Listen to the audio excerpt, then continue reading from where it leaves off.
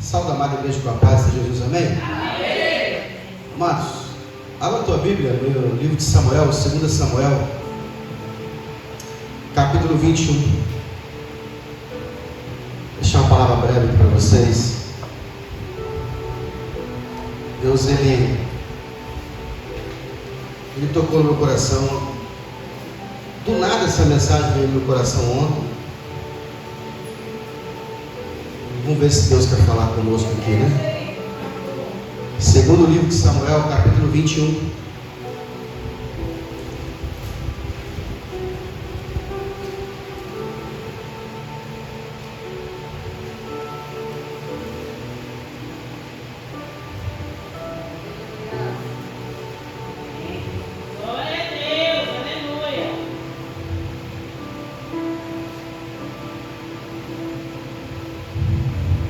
Segundo livro de Samuel, capítulo 21. Todos acharam? Amém. E houve em dias de Davi uma fome de 3 anos, de ano em ano. E Davi consultou ao Senhor, e o Senhor lhe disse: é por causa de Saul e da sua casa sanguinária, porque matou os gibeonitas. Então chamou o rei os gibeonitas e lhe falou: ora,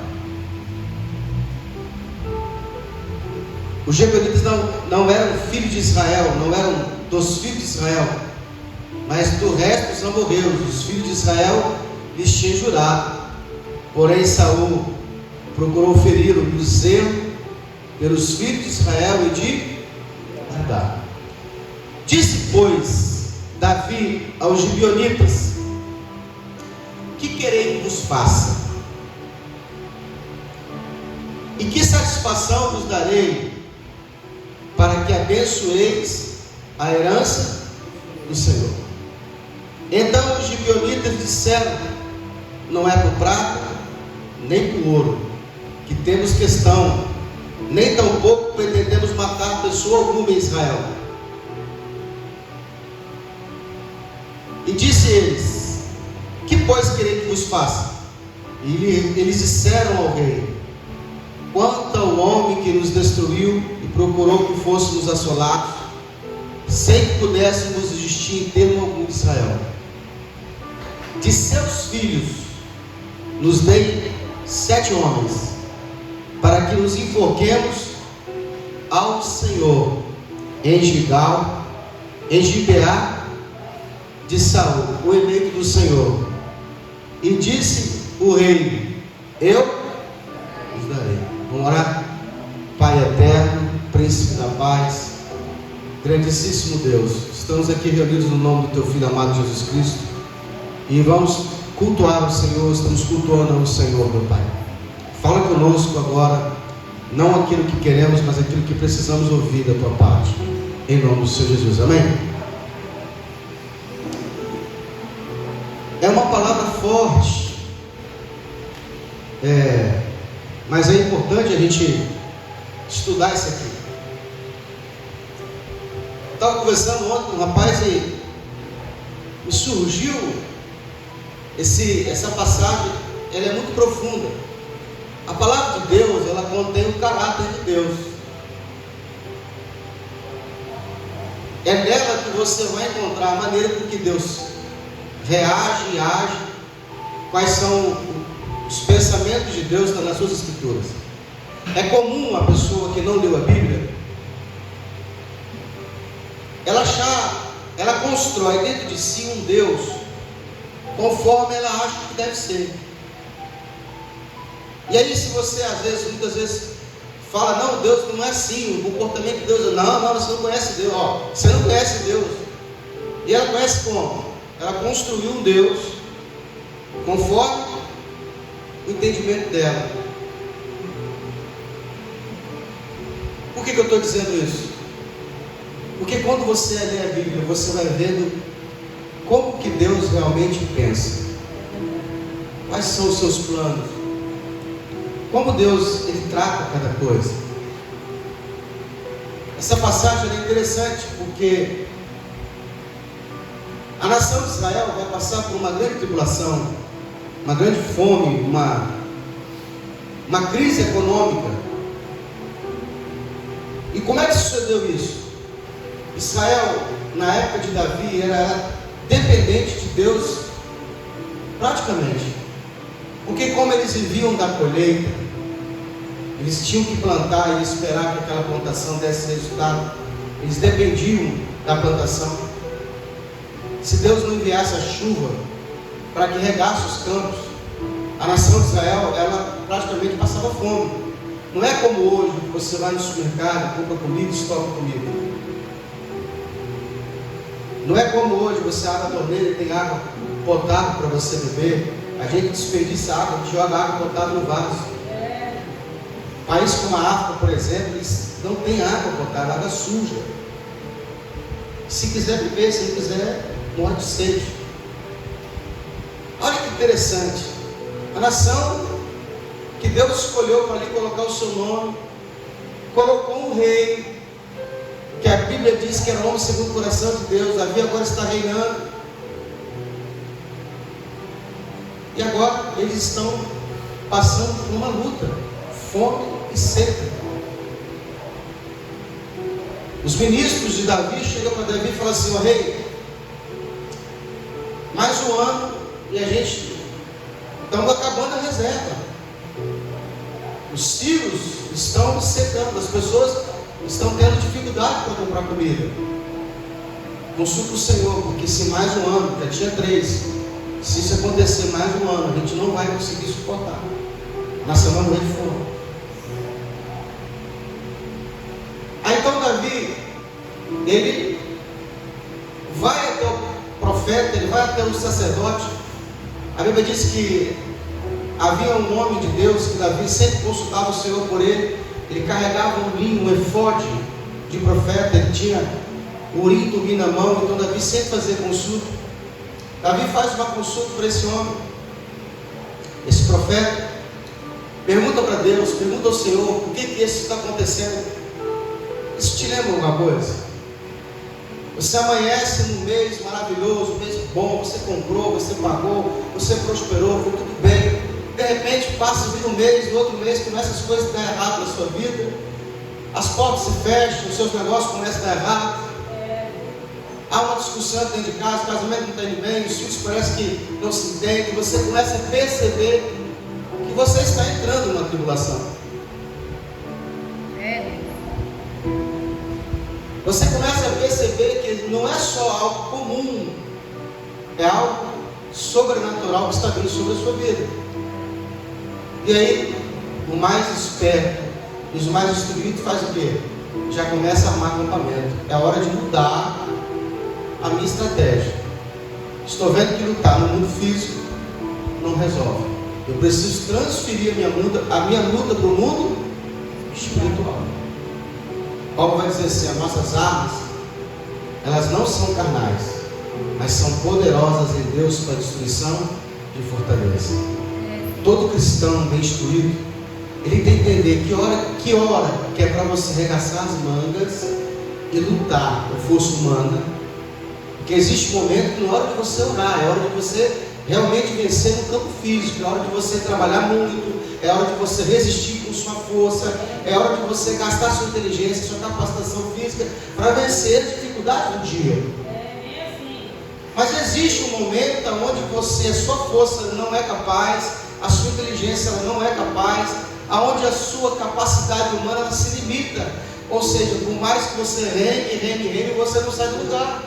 Por mais que você se esforce, você não vê isso. E aí um bom cristão ele fala o quê? Pode ser que eu esteja lutando no campo errado. Então na hora de mudar a estratégia, entrar para o campo espiritual. Vamos ver se no campo espiritual alguma coisa aconteceu. E foi o que Davi fez. Durante 3 anos, ano após ano, Davi lutou com forças humanas. Ele tentou a todo custo, como um bom governante, conseguir solucionar aquele problema com as armas carnais de um grande líder.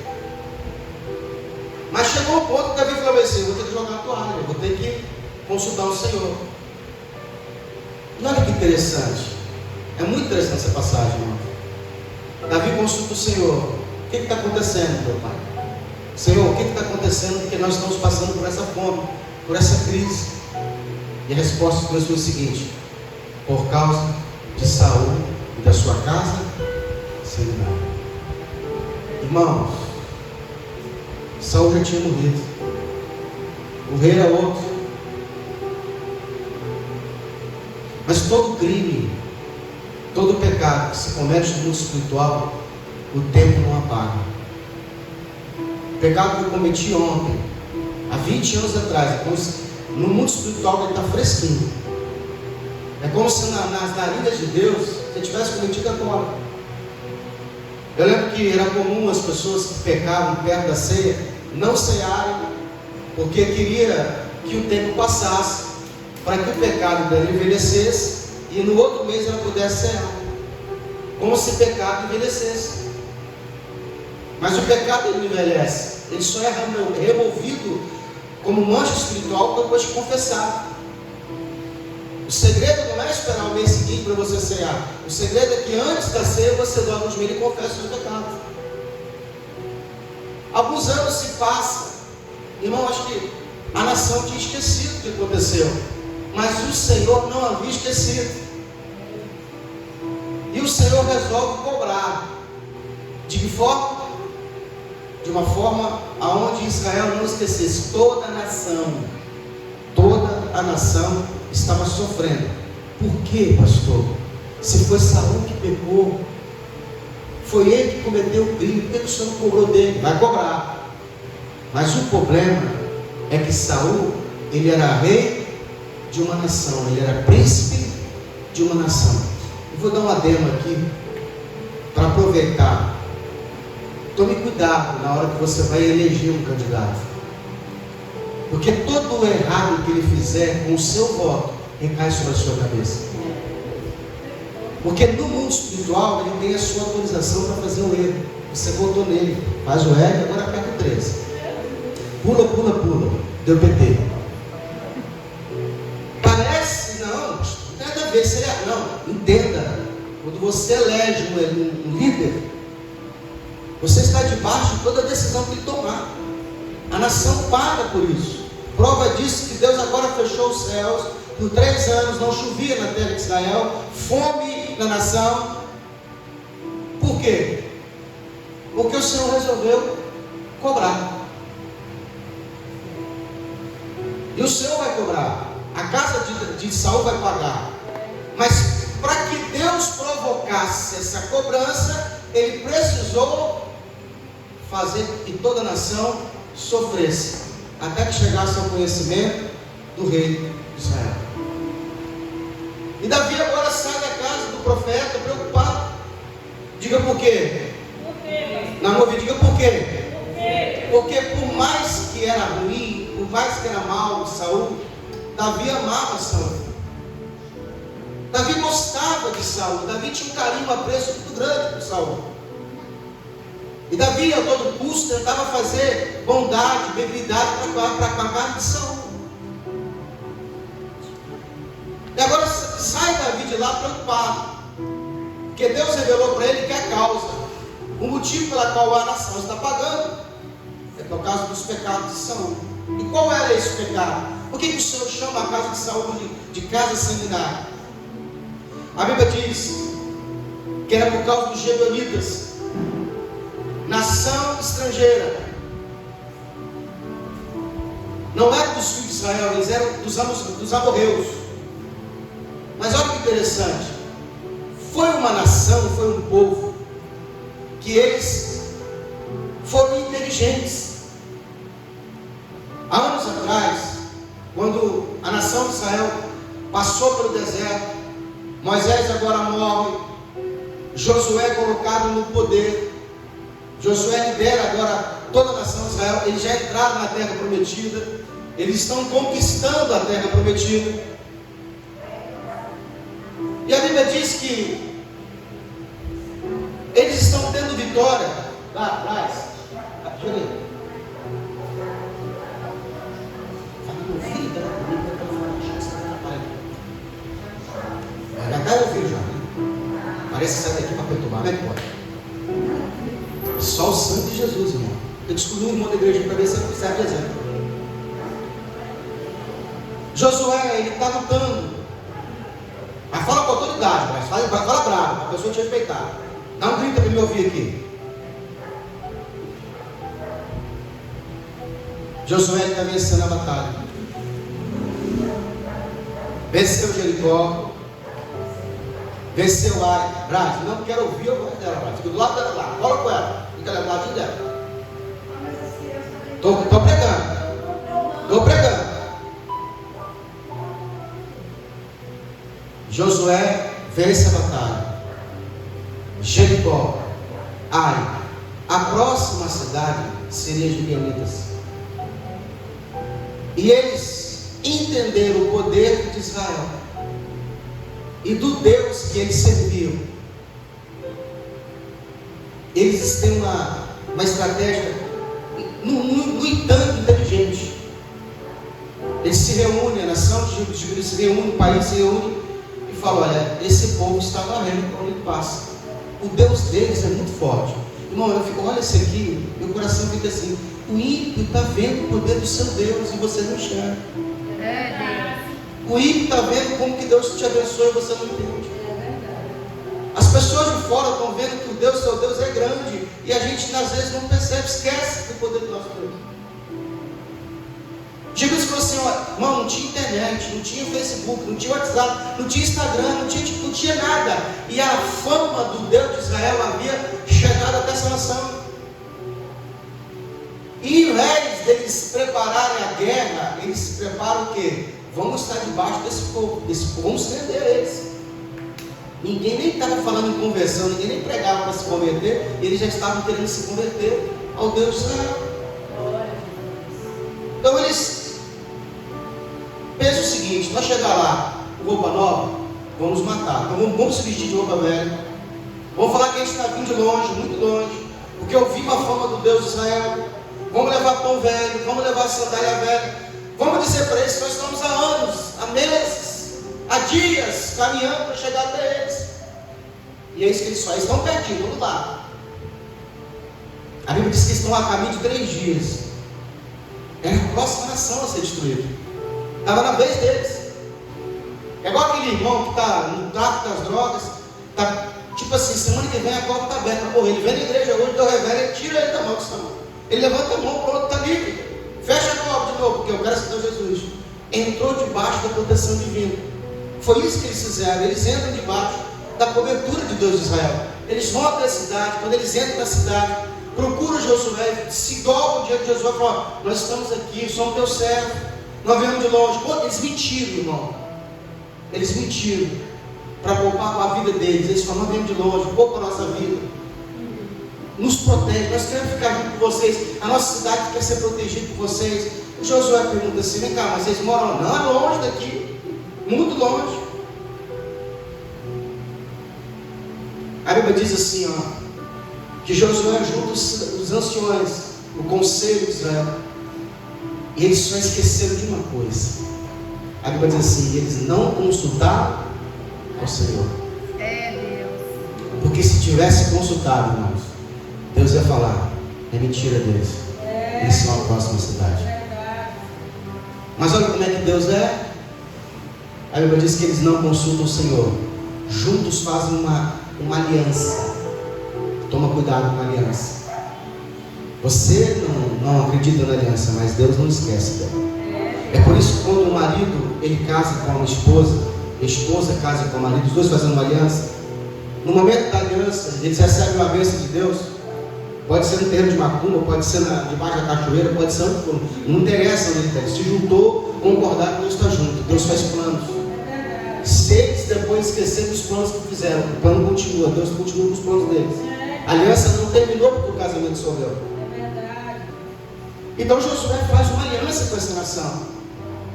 Os anciões, eles votam pela vida desse povo. Juro a eles que nada lhe aconteceria. Há uma aliança de vida. Eles vão embora. Josué pega a nação e caminham. Quando eles caminham 3 dias, qual é a próxima nação? Os gibeonitas.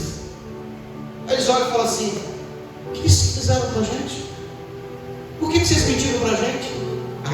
mas é melhor ainda. Porque nós sabemos que o seu Deus é grande. Nós conhecemos o teu Deus, sabemos a fama do teu Deus. Irmão, eles pregam para Josué. Eles pregam para nós assim: nós vimos como Deus abriu o mar vermelho. Nós sabemos como é que vocês entraram na cidade de Jericó e destruíram tudo. Nós vimos como Deus estava no meio de vocês. Irmão, se eu estivesse lá, eu levantava a mão e glorificava a Deus. Josué está dividido, o coração dele está dividido. Ele não sabe se ele bate nos caras, não sabe se ele abraça os caras. Quando falar para a nação revoltada, briga com os líderes. Mas o que eu acho bonito é que eles falam o seguinte: por mais que a gente não goste, por mais que a gente entendeu que foi enganado, a nossa palavra não volta atrás. Salmo capítulo 15: o verdadeiro cidadão do céu é aquele que, mesmo que sofra dano, não muda. Entrou no negócio, não vai ganhar, não pode tirar o pé. A sua palavra não volta atrás. Esse é o verdadeiro cidadão do céu. Deu a palavra que é até a morte. Ah, pastor, mas eu não sabia que tinha que passar por isso pelo casamento, que eu casei com um grosso, casei com uma anta, os animais crescem. Não pode voltar atrás. Tem que ir até a morte. Não pode mudar. Quando está namorando, é meu pombinho, minha gatinha, né? Depois que cresce, depois que casa, é anta, é porca, é jumento, cavalo. Os animais mudam. Quando não bota nome de comida, né? Torresmo, bacon. Josué veio falar para eles assim: nossa palavra não vai voltar atrás. Nós não vamos matar vocês. Mas o resto da vida de vocês vão ter que servir a Deus. Nunca vai faltar na sua família rachador de lenha e trazedor de água. A nação dos gibeonitas, que era estrangeira, não era para estar lá, eram ímpios. Levanta a mão e fala assim: o importante é que agora nós estamos vivos. Nós escolhemos a vida. Não tem problema servir esse Deus. Não tem problema trabalhar para esse Deus. Não tem problema se a gente não tem espaço no meio de vocês como príncipe, mas nós estamos guardados. A Bíblia diz que logo depois disso, as nações estrangeiras, as outras nações, descobriram que os gibeonitas haviam feito aliança com Israel. E a Bíblia diz que eles se reúnem, juntam as outras nações para destruir os gibeonitas. Por qual motivo? Porque se converteram. Então você que está se convertendo, não estranhe se as coisas começarem a te perseguir. Não estranhe se teu vizinho te virar a cara para você. Não estranhe se teus parentes te procurarem, te distanciar da sua casa, porque você virou crente. Mas a Bíblia diz que quando eles percebem que o mal está vindo sobre eles, que as nações estão vindo guerrear eles pedem socorro para a nação de Israel. E a nação de Israel é obrigada, irmãos, a socorrê-los. O povo de Deus teve que lutar a luta do ímpio, porque o ímpio se rendeu ao Deus de Israel. Glória a Deus, aleluia. Essa foi a aliança que os gibeonitas fez com Israel. Os anos passam e agora Saul é rei. E a Bíblia diz que Saul, pelo zelo, tipo assim, esses caras lá atrás enganaram a gente, não tem? Agora eu posso matá-los. E a Bíblia diz que Saul procura a nação dos gibeonitas e passa a fio de espada, mata eles. Quer exterminar a nação toda. E faz. Agora, alguns fogem para recomeçar a nação de novo. E parece que deu certo. Até que os anos se passam, o Senhor se lembra da aliança que Josué, servo do Senhor, havia feito com aqueles homens, com aquela nação. E agora, como a Bíblia diz que Deus visita a iniquidade nos pais, nos filhos, até a terceira e quarta geração, o Senhor fecha os céus, provocando Davi, para que Davi tome uma atitude e se vingue. Davi, ele vai procurar o representante dos gibeonitas e pergunta: nós temos uma questão com vocês. Nós consultamos o nosso Deus mandou perguntar para vocês: o que vocês querem para abençoar a nação de Israel? Eu não sei se eles sabiam o que estava acontecendo, se Deus havia falado com eles. O representante vira para Davi e falou bem assim: não quero nada. Eu entendo que Davi tentou comprá-los.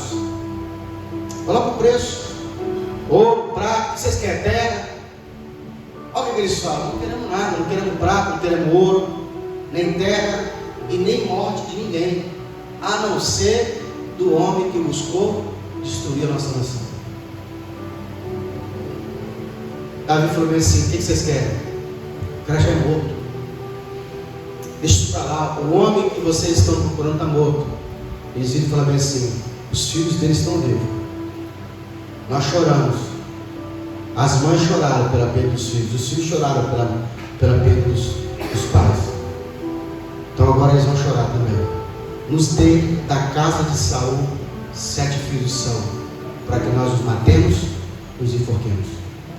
Ao Senhor. Irmão. Para quem acha que Deus é só amor, é só perdão, não conhece a Bíblia. Davi sai da presença dos homens, se reúne com o conselho dos anciões. Davi tinha homens inteligentes, homens sábios, homens que tinham o Espírito de Deus, e começa a fazer a lista das pessoas que ele ia mandar matar.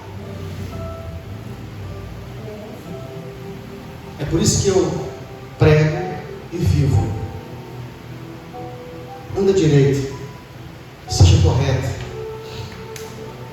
porque o seu Deus, o meu Deus, ele é justo. Tem umas pendências aí que eu sempre falo para as pessoas: ó, tudo que é meu é consagrado, pode ir embora, pode ir devendo, mas você não vai ter mais paz. O espírito de perseguição vai te perseguir enquanto você estiver fugindo dessa questão. Eu não te libero, você vai debaixo de maldição. Davi olha para um lado. Entre as pessoas que Davi estava precisando matar, porque não era muita gente de Davi, havia a sua esposa Mica, havia Mefibosete, que era filho de Jonatas, que Davi jurou proteger e guardar por amor a Jonatas. E Davi começa agora tentando achar uma brecha para a situação. Coloca o fulano, tira o ciclano. Davi então consegue. Alguém chega para Davi e falou assim: Davi, tem Rispa, que era concubina de Saul, teve 2 filhos dele. A Rispa não tinha culpa. A Rispa não havia feito nada. Ela não pecou. Mas o pecado do marido, do pai dos meninos, cai sobre os meninos. Herança de maldição. Davi manda chamar, prende eles, e a Bíblia diz que Davi os entrega nas mãos dos gibeonitas, para que eles fossem enforcados em praça pública. No momento que Davi faz isso, a praga cessa. Tem muita gente que não conhece Deus. Deus é o juiz. A Bíblia diz que A Bíblia fala assim: não se vingue, mas dê lugar a Ele de Deus. Nós temos um Deus vingador.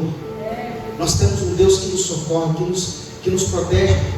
É um Deus que muitas vezes usa a vara do ímpio para nos perseguir, mas depois Ele quebra a vara. Essa pessoa que te persegue, pode ficar tranquilo, filho. Enquanto Deus estiver usando ela como vara para te açoitar, deixa Deus te bater. Mas geralmente depois Deus quebra a vara. Existem alguns políticos que Deus está usando para poder açoitar a nação do Brasil. Mas você vai ver o fim desses políticos depois, o que Deus vai fazer com eles, o que Deus vai fazer com os filhos deles, o que Deus vai fazer com a geração desses políticos que estão zombando de Deus.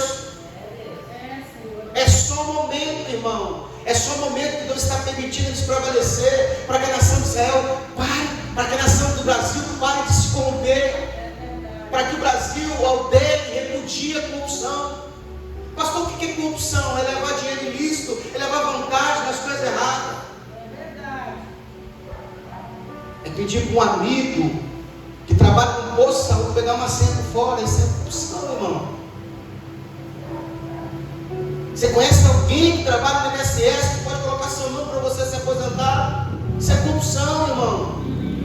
A gente tem que se livrar dessas coisas. Verdade. A gente tem que se contentar com o que é honesto, com o que é bendito, com o que é abençoado. Existe forma lícita de você ser abençoado, de você ser livre. Outro dia um rapaz me ligou e falou comigo assim: fui preso aqui, estou parado na Blitz. Se eu der 200 eu vou embora. Eu falei assim: pega a multa e vai embora. Nada de dar propina para ninguém não. Nós não somos daqueles que pagam propina. Isso é errado. Não paga propina, paga multa. Pastor, você paga multa? Chorando, doendo, mas eu pago.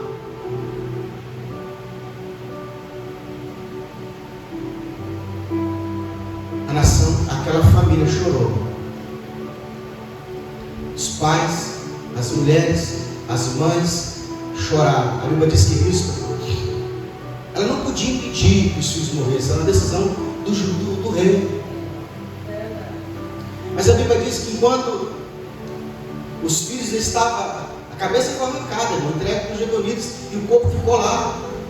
E os abutres, as aves, os animais de rapina vinham descer sobre os cadáveres para comer. A Bíblia diz que Cristo pegava um lençol e tentava chocá-los, para que as aves não comessem os cadáveres. Irmão, para nós talvez não, mas para um judeu o corpo é sagrado. O judeu, ele preza. Por que nessa guerra que teve em outubro, eles estavam atrás das pessoas mesmo mortas? Porque o judeu, ele se preocupa com o corpo do outro. A nação de Israel, por isso que eles soltam, não sei quantos bandidos por causa de uma pessoa viva, porque eles se amam, porque eles se valorizam, eles se amam, eles se guardam. Israel, ela ama um ao outro. O judeu tem muito valor para a nação de Israel, e isso está brigando pelo corpo morto, que para você, que para mim não vale mais nada, mas para ela são os filhos dela.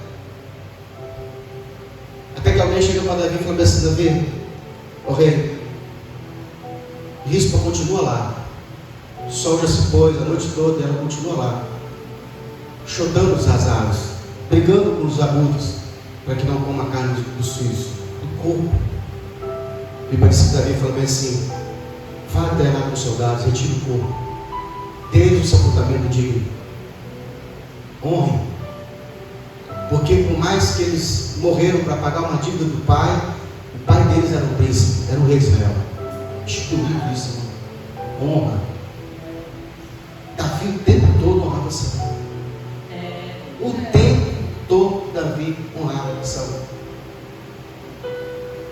Davi era perseguido por Saul, e teve a oportunidade de matar Saul para defender sua vida. Davi fala bem assim: longe de mim tal coisa, que eu levante a minha mão contra o ungido do Senhor. Quem ungiu ele, que mate ele. Sabe o que é isso? É você ter na mão o poder de acabar com a sua luta, e você sabe que essa luta veio do Senhor, e você fala: eu não vou acabar com ela. Se o Senhor quiser tirar, Ele tira, mas eu não vou sair dela. Davi tinha nas mãos a possibilidade de acabar com a sua luta, mas seria a sua mão. E ele falou: não, o dia que o Senhor quiser acabar com a minha luta, Ele vai tirá-la de mim. E umas vezes, essa semana, mês passado, eu precisei de alugar uns carros, e todas as vezes que apareciam as pessoas para alugar, eu sabia que não era do Senhor. Não, eu precisando de alugar, meu caixa baixo. A pessoa chegava com dinheiro, eu falava: não. Eu falava assim com o Senhor: se o Senhor não mandar, não vou alugar. Meu coração fechava, eu sabia que não era Deus que estava ligado. Eu só vim com dinheiro. Teve um cara que ia alugar o carro o mês todo. Eu falei: não. Qualquer um alugaria, não. Aqui uns 3 mil, bota no bolso. Já teve gente que chegou quase sem dinheiro, só com um valor pequeno que não daria nem para. E o Senhor falou comigo assim: abre para ele a porta, o Senhor tem diante. Dependência de Deus. Quantas vezes Davi matou amando de Deus. Quantas vezes Davi deixou de matar porque Deus não permitia. E o único dia que ele matou sem Deus mandar, Deus cobrou dele. Esse é o nosso Deus. Por isso que Paulo vai dizer: quer bebamos, quer comamos, façamos para a honra e glória do Senhor. Vamos ficar de pé em nome do Senhor Jesus.